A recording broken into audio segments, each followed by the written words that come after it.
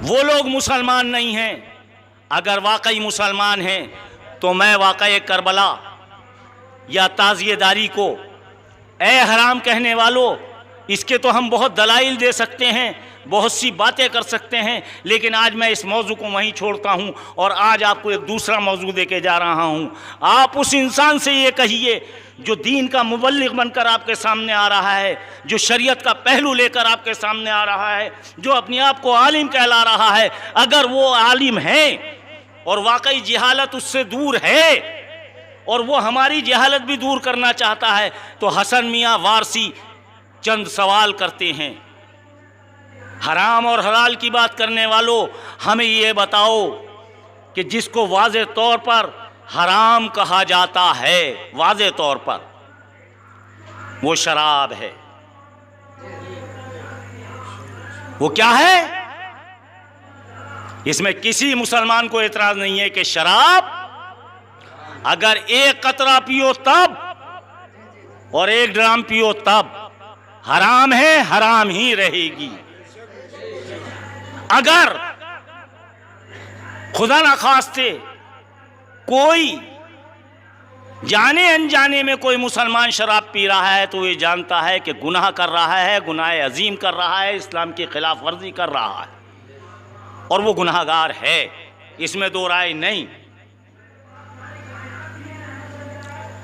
इन लोगों से सवाल करने वालों से ये पूछो कि आज तक क्या तुमने किसी जलसों में इस बात की तबलीग इसी जोर से की है, ताज़ियेदारों को इल्ज़ाम देने वालों, ताज़ियों को हराम कहने वालों, क्या तुमने जिसकी हुर्मत बिल्कुल वाज़े है शराब की, जिसके लिए कुरान और हदीस मौजूद है, रिवायतें मौजूद हैं, क्या तुमने उस हराम को रोकने के लिए आज तक अपनी कोई जान खपाई? बल्कि हद तो ये है कि मैं चैलेंज के साथ कहता हूं, आपने भी देखा होगा कि अक्सर आलिम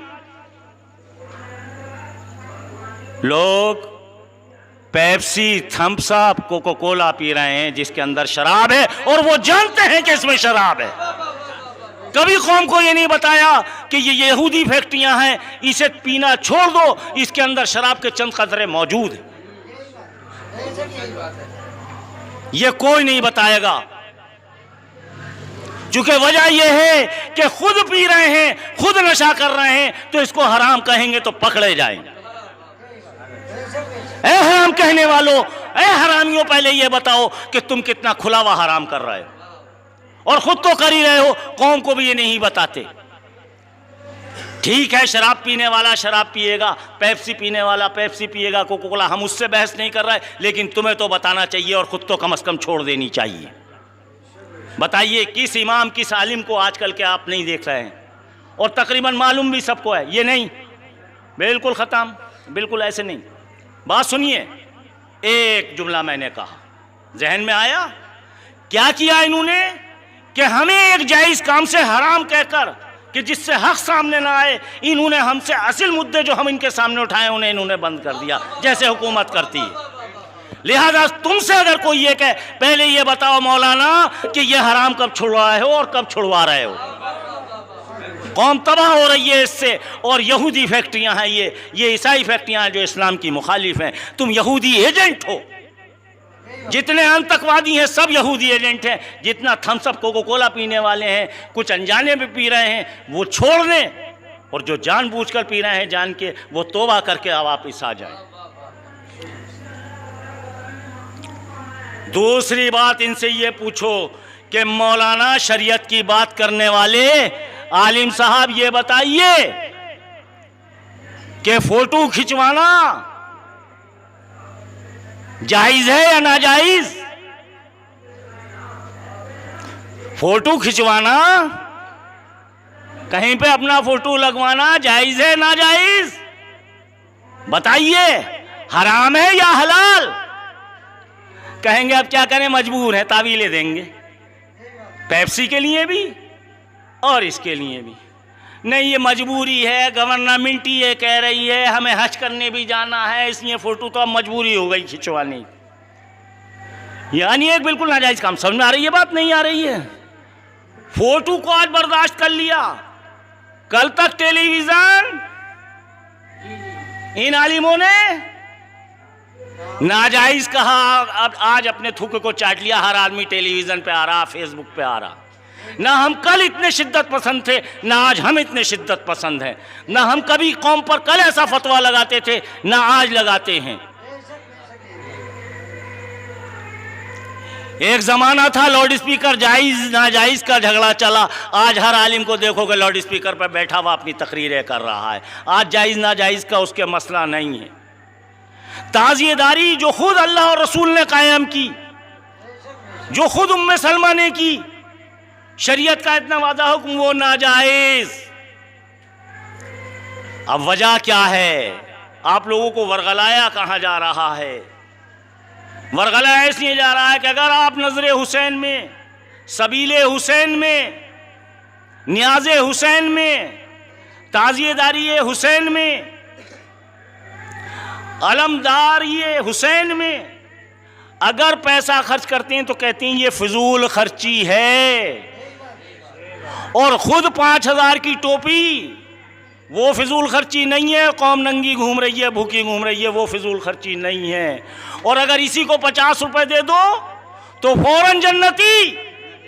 और इमाम की अगर जिनका हक है, जिनकी जन्नत है, तेरे बाप की जन्नत है, जन्नत हुसैन की है, अगर उस पर कौम 50 रुपए खर्च कर दे,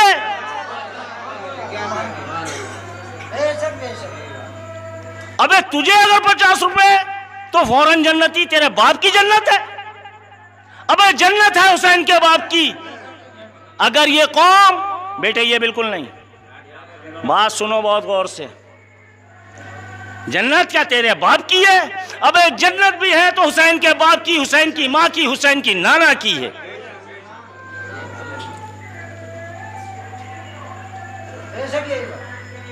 आइए, बहुत कहते हैं कि कुरान में दिखाइए, बहुत कहते हैं कुरान में दिखाइए। हम तो पूरा वाक़या करबला, पूरी ताज़ियेदारी कुरान और हदीस से साबित कर देंगे, और करी है हमने तकरीरों में। लेकिन आज मैं एक बात आप लोगों को, एक नुस्खा दे रहा हूं दूसरे अंदाज से। अब आप बात करना शुरू कीजिए, आप पूछिए इन लोगों से। ठीक है, इस मसले को तो बात को हम हल करेंगे। पहले कुरान का वाज़े उसूल है, हमारे इस्लाम का वाज़े उसूल है कि हम मुसलमान हैं, हम अल्लाह रसूल पर यकीन करते हैं, हम ज़ुबान से भी इकरार करते हैं और दिल से पूरी तरह यकीन करते हैं, बल्कि इस पर कुर्बान होने के लिए तैयार हैं, ला इलाहा इल्लल्लाह मुहम्मदुर रसूलुल्लाह। और जब हम तैयार हैं तो नमाज भी हमें फ़ायदा देगी, ज़कात भी हमें फ़ायदा देगी, रोज़ा भी हमें फ़ायदा देगा, और हज भी हमें फ़ायदा देगा। ठीक, वाक़िमुस्सलात वातुज़्ज़कात, कायम करो नमाज और दो ज़कात। अब ज़कात का मसला बड़ा नाजुक है। पूछो इन आलिमों से, इन मौलवियों से जो ताज़ियेदारी को हराम करते हैं कि पूरी ज़कात हरामी ये खा रहे हैं या नहीं, हराम निकल गए या नहीं निकल गए। पहले इसका जवाब दे। ए इमाम, तू ताज़िये को तो मस्जिद में नहीं रखा रहा, लेकिन तू ज़कात का माल और फित्रे का माल सब खा गया। नारे तकबीर, बता कुरान का हुक्म, नारे हैदरी। बता, हसन मियां सवाल करते हैं इसे हराम कहने वाले कि ज़कात का असल हक क्या है, कुरान में क्या आया है। चल, ताज़ियेदारी का जिक्र तुझे कुरान में नहीं मिलता, तू अंधा है, लेकिन तुझे ज़कात का तो पूरा मालूम है। किस दिन तूने कौम को यह बताया कि ज़कात मदरसों में मत दो, तालिब इल्मों को मत दो, ये ज़कात गलत तरीके से दे रहे हो। ज़कात तो हकीकत यह है कि पहले फ़कीर का हक है, फिर मिस्कीन का हक है, फिर ग़ुलामों का हक है, नौकरों का हक है, जो जेल में बंद हैं उनका हक है, फिर इसके बाद जो इस काम को करे, जो ज़कात लेकर, ये कुरान कह रहा है, हसन मियां नहीं कह रहे। पूछो इनसे, कुरान में वाज़ेह आयत है। नमाज मुकम्मल नहीं है कुरान में, जैसे रसूल ने हुक्म आया है, रसूल ने जैसे बता दी वैसे आया है, लेकिन ज़कात का अल्लाह ने रसूल पर नहीं रखा, पूरा हुक्म खुद बयान कर दिया है। 7 किस्में हैं, उसमें कहीं ना मदरसे का जिक्र है ना मौलवी का जिक्र है, पूरी ज़कात ज़कार किया। अब जब इसने हराम खाना शुरू कर दिया तो यह ताज़ियेदारी हराम ही कहेगा। अबे ज़कात खाना छोड़ दे, तुझे ताज़ियेदारी जायज़ दिखाई देने लगेगी। नारे तकबीर, नारे रिसालत, नारे हैदरी। ज़कात का उसूल क्या है? ताज़ियेदारी, जुलूस ताज़ियेदारी। वाह वाह वाह, सुभान अल्लाह। बता, हम तुझसे अब सवाल करते हैं, तूने बहुत सवाल कर लिए, बता ज़कात का मसला क्या है मौलवी, चाहे किसी फिरके का मौलवी है, कुरान उठा के ला और कौम को यह बता कि ज़कात इसको दो, और ज़कात उसकी खुद खा गया। मदरसे बना लिए, मदरसे में एक पैसा भी लगना नाजायज। हाँ, जो उसमें गरीब तालिब इल्म है और जो मुसलमान सीधे उस तालिब इल्म को पढ़ने के लिए दे वो जायज है। ये भी बता दूं कि तलब इल्म के लिए, लेकिन इन्होंने तो ज़कात खुद हजम कर ली। अब जाहिर है हराम खा रहे हैं, इसी कौम का मैल खा रहे हैं, हम ही ज़कात देने वाले हमारी ज़कात खा के हम पे फतवे दे रहे हैं। एक मसला और बयान कर दूं, ताज़िएदारी कभी चौधरी साहब ने नहीं की है। चौधरी साहब को नहीं मालूम, ना मौलवी साहब को मालूम, क्योंकि वो ताज़िएदारी को जब जाने जब उनके दिल में मोहब्बत हो। जब कलमा ही ऊपर ऊपर पढ़ा है, मोहब्बत रसूल ही दिल में ना पहुंची तो आले रसूल कैसे पहुंचे। जिसके दिल में मोहब्बत रसूल होगी उसी के दिल में तो मोहब्बत आले रसूल होगी। हुसैन से मोहब्बत मोहम्मद सल्लल्लाहु अलैहि वसल्लम की मोहब्बत है, और मोहम्मद की मोहब्बत अल्लाह की मोहब्बत हदीस में मौजूद है। हम इसकी बहस नहीं कर रहे, ये तुम भी जानते हो और हम भी जानते हैं हराम कौन कर रहा है, हराम कौन खा रहा है। अब ताज़िएदार तो गरीब करता, ज़कात भी देने की कोशिश करे, ज़कात नहीं दे पाता है गरीब, तो सदका और खैरात खूब करता है, मौलाना को भी दे रिया है, मियाँ जी को भी दे रिया है। फिर ये गरीब उस आका के दरबार में जिसकी ये पूरी कायनात है, जिसके सदक़े में कायनात पैदा हुई, किसके सदक़े में पैदा हुई? रसूल अल्लाह के और रसूल अल्लाह के अहले बैत के पंजतन पाक के सदक़े में, इन्हीं के सदक़े में पैदा हुई। अगर ये गरीब अपनी जेब से पैसा खर्च कर रहा है ताज़िएदारी में या नज़रो नियाज में, अपना पैसा, अगर मांग भी रहा है तो अपने भाई से ही मांग रहा है जो ताज़िएदार है। बात समझ में आई? अगर आपस में इकट्ठा भी कर रहा है तो खुद ताज़िएदार से कह रहा है, गैर से कतन नहीं कह रहा। अपनी गाड़ी मेहनत की कमाई का पैसा वो खर्च कर रहा है और अपने आप को तंग रख कर रहा है। मोहब्बत रसूल और आले रसूल में ये बताइए कहाँ से नाजायज़ जो अपनी गाड़ी खून कमाई का। और ताज़िएदारी हर ताज़िएदार इबादत समझ के कर रहा है। इन्नमल आमालो बिन्नियात, इन्नमल आमालो बिन्नियात। आज तक कोई ताज़िएदार ऐसा नहीं मिलेगा जिसने ताज़िया बनाया हो या अलम उठाए हो या ढोल मंडा हो। वो सब यही समझ के करता है कि नवासे की यादगार है रसूल अल्लाह के, नाना खुश होंगे और ये हमारी एक नफली इबादत है। और नफली नहीं, अगर बहुत हल्का लफ्ज़ इस्तेमाल किया मैंने नफली, और अगर आप बात करें तो ये नफली इबादत नहीं, सुन्नत इबादत है। और अगर इससे आगे आप बढ़ें तो ये सुन्नत इबादत नहीं बल्कि सुन्नत मुअक्कदा है। और अगर इससे भी और आगे बढ़ें तो ये एक वाजिब इबादत है। और अगर इससे भी आगे बढ़ें तो ये फ़र्ज़ है। मैं नहीं कह रहा, ना रसूल अल्लाह कह रहे हैं। जिस तरह से ज़कात का हुक्म अल्लाह ने दे दिया और तुम डकार गए, तुम्हारा कहीं कोई बताओ आन के कुरान की रूह से, और कुरान शाहिद करके लाओ और कुरान को बताओ कौम को कि हमें पहले इन 7 लोगों को दें ज़कात, जब इनसे बचे तब कहीं और खर्च करें। इसमें कहीं इनका जिक्र नहीं है, कहीं नहीं दिखा सकते। ये खुद हराम करते हैं, हराम खाते हैं, हरामी हैं। मैं चैलेंज के साथ कह रहा हूं, बड़े से बड़ा आलिम, मैं हिंदुस्तान की बात नहीं कर रहा, मैं पूरे आलम की बात कर रहा हूं। कोई भी मुझे कायल माकूल कर दे और कहीं से साबित कर दे, नहीं कर सकते, चूंकि झूठ के पैर नहीं होते। किस तरह से नहीं होते, किस तरह से नहीं होते? इस तरह से नहीं होते कि अबू लहब अबू जहल अपनी खाके बैठ गया रसूल अल्लाह के सामने, उधर हक था उधर बातिल था। मौला के सामने अमीर शाम आए, मौला के सामने अमीर शाम आए। किसी किताब में किसी की हिम्मत आज तक ये नहीं हुई कि कोई ये लिख दे कि अली हक पर नहीं थे।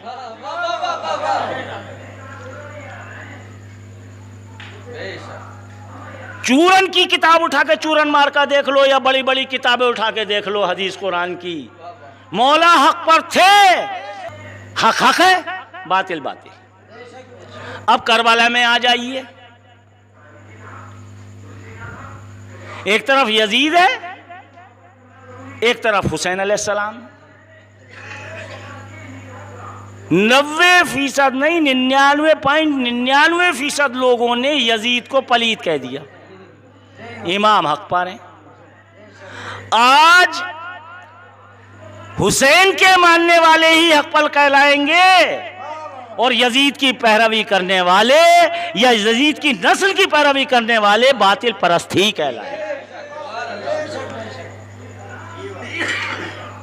अरे आप हक को दबा रहे हो, बताओ, जवाब दो कि हमारी ही ज़कात खाते हो, हमारी ही ज़कात पर पल रहे हो और कौम का ही माल खा रहे हो और कौम को ही फतवे दे रहे हो। आओ अब हम तुम्हें आगे की बात बताते हैं, आगे की बात बताते हैं। तुम अगर ये कहते हो कि ताज़िएदारी हराम है तो हरामी सुन ले। तू हरामी हो गया इतनी बात कहने पे। बता कि अल्लाह ने ताज़िएदारी अर्श पे की या नहीं की, पहली मजलिस ताज़िएदारी की सजाई या ना सजाई। अल्लाह खुद वहां ताज़िएदारी कर रहा है और ताज़ियत की महफिल सजा रहा है, कह रहा है मेरे ए फरिश्तों सुनो, और फरिश्तों का सरदार सुनो, ये जो अभी पैदा हुए हैं हुसैन, और अभी हुसैन अलैहिस्सलाम को जो नाना की गोद में दिया है, रसूलुल्लाह की गोद में है, मेरा महबूब जिससे मोहब्बत करता है मुझे और इससे ज़्यादा मोहब्बत है। इसे वो मकाम अता करूँगा जो ना किसी नबी को दिया है ना किसी रसूल को दिया। मैं नहीं कह रहा, मैं नहीं कह रहा, ये भी ख्वाजा गरम नवाज का कता है जो बहुत कम सुनाया जाता है कि हुसैन ने वो काम कर दिया जो किसी नबी और रसूल से भी नहीं हुआ या उनसे अल्लाह ने नहीं लेना चाहा। इतना बड़ा मर्तबा है। और जो पहले ऐसे शहीद हैं कि जब शहीद होता है चर्चा बाद को होता है, ये वो शहीद हैं कि पैदा हो रहे हैं और शहादत का चर्चा हमेशा तक कायम है। अब वहां से अल्लाह फरिश्ते को भेज रहा है, ऐ फरिश्तों के सरदार जिब्रील अलैहिस्सलाम, जाइए मेरे महबूब की बारगाह में जाइए और इस शहादत का पैगाम दीजिए। तो इस शहादत का जिक्र कहाँ हुआ? अर्श मौला पर, किसके यहाँ? ला मका पर हुआ। अर्श मौला से भी ऊंचा मकाम ला मका। अल्लाह कहाँ मजलिस सजा रहा है हुसैन की, कहाँ जिक्र शहादत कर रहा है? ला मका पर। जाओ जिब्रील। अब सबको आगाह हो गया। जिब्रील जमीन पे आते हैं, दूसरी मजलिस यहां सजती है, आका के दरबार में आकर कहते हैं, ऐ आका ये अल्लाह का पैगाम है, इससे पहले कुरान में आ चुका है सूरह मरियम में, काफी ऐसा। और जब रसूल अल्लाह रोए अशकबार हुए तो अल्लाह ने बताया घबराओ ना महबूब, ये जिक्र रहमत है, ये शहादतें जिक्र रहमत है, और ये जितनी शहादतें होंगी सब हुसैन के सदक़े में मानी जाएंगी, जो इससे पहले हुई हैं या इससे बाद। ये वो शहादत उज़्मा है, सैयदुल, मैं बड़ी बात कर रहा हूँ, शहादत उज़्मा और शहादत कुबरा है हुसैन अलैहिस्सलाम की शहादत। और आप शहीद कबीर हैं, शहीद कबीर, शहीद अकबर है। अगर वो मालिक अल्लाह अकबर है तो इमाम हुसैन शहीद अकबर है। याद रखना जुमले को, चूंकि सैयदु शहदा अमीर हमजा को रसूल अल्लाह कह चुके हैं। जब अल्लाह कह रहा है, अल्लाह शहादत की गवाही दे रहा है, अल्लाह इस पैगाम को दे रहा है। आज तक ये जुमला आपने नहीं सुना होगा, जब अल्लाह अकबर हम उसकी शान में कहते हैं तो उसके शहीद इकलौते हुसैन अलैहिस्सलाम है, वो शहीद अकबर हैं, वो शहीद अकबर हैं। ये दूसरी महफिल कहाँ सज रही है? मस्जिद नबवी में, दरबारे रिसालत में। सामे कौन? रसूल अल्लाह। सुनाने वाले कौन? जिब्रील अलैहिस्सलाम। वहाँ सुनाने वाला अल्लाह, सुनने वाले जिब्रील अलैहिस्सलाम। यहाँ आकर सुनाने वाले जिब्रील अलैहिस्सलाम, सुनने वाले खुद रसूल अल्लाह। जैसे ही सुना, जैसे ही सुना, जब हमें किसी अपने की याद आती है, जब आती है, जब आंसू गिर जाते हैं। रसूल वहाँ भी रोए जब कुरान में सूरह मरियम आई, काफ हा या ऐन स्वाद, कुरान में जिक्र मौजूद है। तफसीर हुसैनी, तफसीर कादरी में मौजूद है। कहते हैं कुरान हदीस में दिखाओ, आओ हम बताते हैं। और यहाँ तो बिल्कुल वाज़ेह हो गया। और यह हदीस कुदसी है जिसमें जिब्रील आ जाएं। अब ये कुरान भी है और हदीस भी है। कुरान भी जिब्रील लाते थे और ये पैगाम भी जिब्रील लाए हैं। अब जिब्रील अलैहिस्सलाम जब इसका बयान करते हैं कि ये शहीद होगा बच्चा, ऐसे से अल्लाह का पैगाम है, हुक्म है, तो रसूल अल्लाह दुआ भी कर सकते हैं। लेकिन नहीं, ये मकाम दुआ नहीं है, ये मकाम सब्र और रज़ा है। ये इन्नल्लाह मास्साबिरीन का मामला है कि मुझसे बड़ा ना साबिर हुआ है ना होगा, और मेरे हुसैन से बड़ा ना साबिर हुआ है ना होगा। इन्नल्लाह मास्साबिरीन की तफसीर है नाना और नवाज से।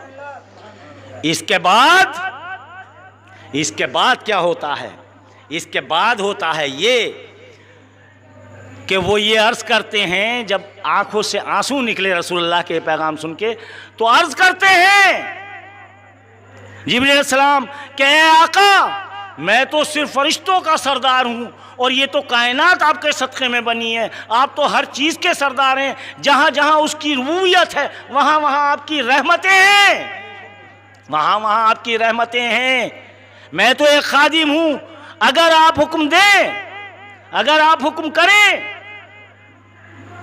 अगर आप हुक्म करें, तो मैं जहाँ हुसैन अलैहिस्सलाम को शहीद किया जाएगा, यह हदीस है, जहां शहीद किया जाएगा वहां की मट्टी लाकर दे दूं,